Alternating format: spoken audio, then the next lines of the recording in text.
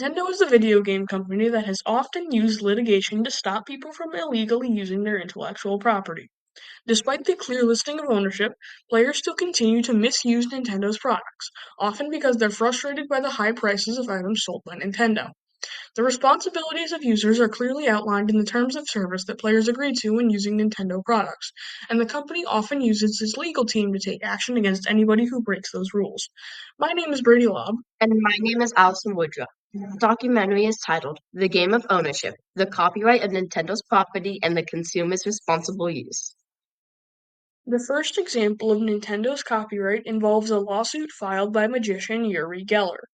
Geller believed that a Pokemon named Kadabra copied his acts, as Kadabra uses spoons in its attacks, which is part of Geller's performance.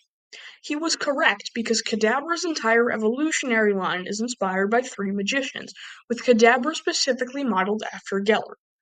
Dr. Lava posted on X. The big news this week was Uri Geller finally relenting on his lawsuit against Nintendo using his likeness. But it's worth noting that Kadabra's not unique. In Japan, Abra and Alakazam's names are JQ corruptions of magicians Edgar Casey and Harry Houdini. In 2002, Geller sued Nintendo because he didn't like that Kadabra resembled him and he wasn't being paid for it. This lawsuit lasted for 21 years and ended in 2023 when Geller dropped the case. He realized he had overreacted and caused a huge backlash among fans. Because of the lawsuit, players couldn't use the Pokemon Abra or Alakazam in battle for 21 years, since Kadabra is in the middle of their evolutionary line. Shown here is James Burt, an alleged Nintendo pirate. Nintendo sued him in 2009 for over 1.5 million Australian dollars, or just under 1 million US dollars, after he posted a copy of New Super Mario Bros. Wii to an internet forum. He made it available to over 50,000 people a week before its official release. This case clearly shows Nintendo's active fight against piracy. Burt had no history of piracy before this and wasn't a professional hacker, but Nintendo still took strong action against him. Burt argued in court that he was pressured by others to post the game. Burt's father said in an interview, "It was peer pressure on the internet forums and the blog sites that led him to do a very, very silly thing to prove that he'd actually managed to purchase a game before its release date." He also stated that although Burt posted the game, it was unplayable until someone else hacked it. Despite this, Burt lost the case and was ordered to compensate Nintendo for the sales losses caused by his piracy. Another lawsuit involving Nintendo was with the Japanese company Collible. In 2014, Collible created a game called the Shironeko Project, or White Cat Project. Nintendo sued Collible for patent infringement, claiming that the game copied several features from Super Mario 64 for the DS. These included things like a touchscreen joystick, shadows for characters, attack animations, multiplayer online connections, and confirmation screens for sleep mode. Nintendo initially sued for $350,000, but the amount grew to tens of millions over time. Nintendo won the lawsuit and settled for around $30 million. In 2021, Collible reinstated the Shironeko project without the features that Nintendo had sued over. The Game Genie was a device for the Nintendo Entertainment System that let players modify their games, making them easier by giving things like infinite lives, higher jumps, or stronger attacks. Players used it worldwide because many couldn't beat the games otherwise. Of course, this led to a lawsuit from Nintendo, but this case was different. Nintendo lost this lawsuit. Because the device didn't permanently change the game's code, the court ruled in favor of Galoob, the company that owned the Game Genie. Nintendo argued that it damaged the NES and the game cartridges, which was true, but the court said that once the games were purchased, they were property of the player. Since the player owned the product, Nintendo couldn't sue for the destruction of it. This lawsuit was huge in the gaming world because it set a limit on what counts as copyright infringement and showed that Nintendo could lose a lawsuit. One of the biggest lawsuits Nintendo ever faced was against Universal.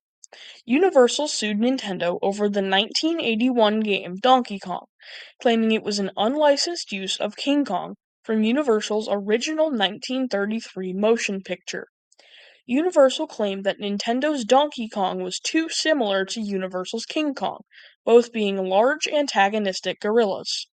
Similarly, Universal argued that Nintendo's Princess Toadstool, now known as Princess Peach, was too similar to damsel in distress Anne Darrow of the King Kong movie. Further, Universal claimed that Jumpman, now known as Mario, was too similar to male protagonist Jack Driscoll of the King Kong movie. Finally, Universal stated that the setting of Donkey Kong holding Princess Toadstool captive atop a building was too similar to King Kong holding Anne Darrow captive atop a building in the King Kong movie. In the end, the court ruled that Universal had no rights to King Kong because of an earlier lawsuit that determined King Kong was in the public domain due to the age of the original creation. Despite this, Universal still tried to claim the rights to Donkey Kong. The court ruled in favor of Nintendo, allowing them to keep Donkey Kong and continue making games with the character. Universal appealed the case, but the court upheld the original verdict.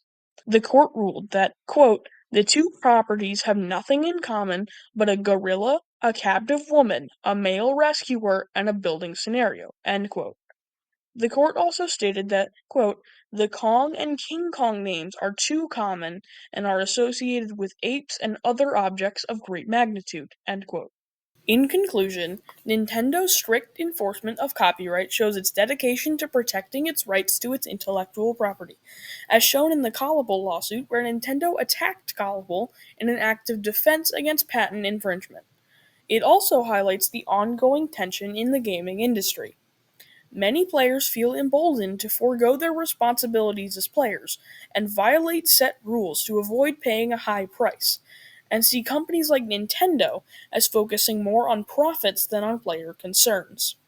These legal battles show how Nintendo defends its properties while also having to deal with player frustrations originating from the desire to modify and share, as shown in the James Burt lawsuit where he posted a game to 50,000 people for free.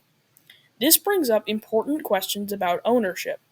Should creators control everything about their products, or do consumers have a say after they've purchased a company's product, as shown in the Game Genie lawsuit where players had a right to do what they wanted with their own consoles?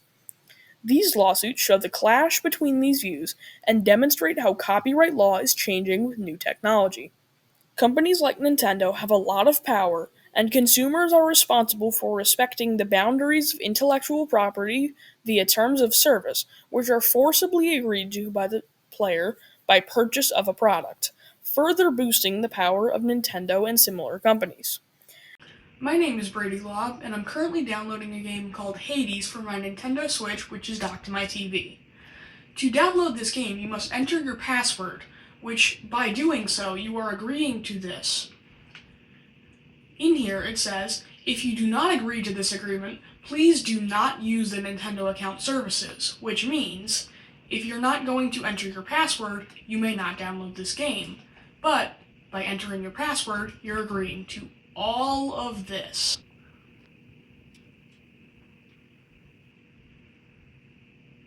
And Nintendo tries to sneak this by you, because when you enter your password, they hide it at this little part right in the bottom. As one of the largest gaming companies, Nintendo sets an example for how businesses handle their rights to intellectual property and engage with the communities of gamers responsibly. Players need to be careful about upholding the responsibilities agreed to in terms of service, and companies must find a way to protect their rights while also maintaining healthy relationship with fans. These lawsuits show the ongoing struggle between creators trying to protect their work, as shown with Geller vs. Nintendo, where Geller attempted to prevent the Pokemon Kadabra from copying him and his brand, and Universal vs. Nintendo, where Universal attempt to stop the unlicensed use of multiple of their characters, prominently King Kong. Ultimately, there are rights and responsibilities that both parties must uphold. Creators have the right to defend their property and the responsibility to respect their consumers. Consumers have the right to reasonable access to creator content and the responsibility to uphold the agreed upon terms of service. And that's the game of ownership.